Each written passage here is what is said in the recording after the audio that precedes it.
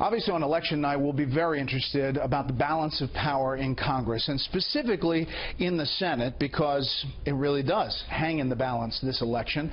Here you see a map where all of the Senate candidates that are running this cycle are up. The blue and the red are states where one U.S. Senate candidate is up.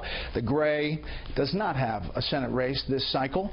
You can see the breakdown here, but let's look bigger picture here. This is the majority, 54 Republicans to 46 Democrats. It's actually 45 Democrats with one independent who caucuses with the Democrats, but this is the majority. It takes 51 for the majority, or 50 plus 1, and we'll explain that in a second.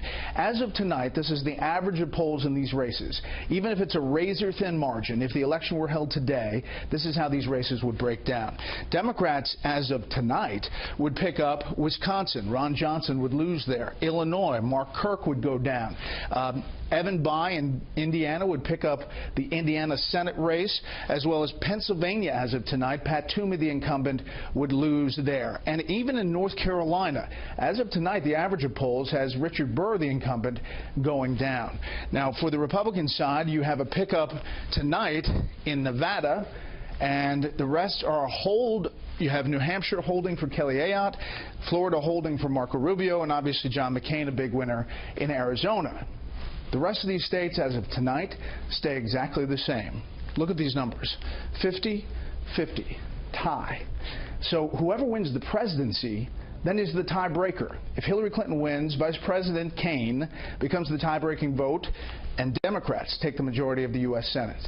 If Donald Trump wins, Vice President Pence is the tiebreaker, and Republicans win. That is how much the U.S. Senate hangs in the balance and how close it is. Now, on the House side, it's a different picture. 247 to 188.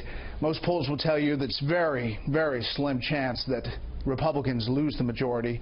They may lose some seats according to the polls, but not many, and it's likely that House Speaker Paul Ryan will be the Speaker of the House November 9th. There are many interesting races across the country with interesting people.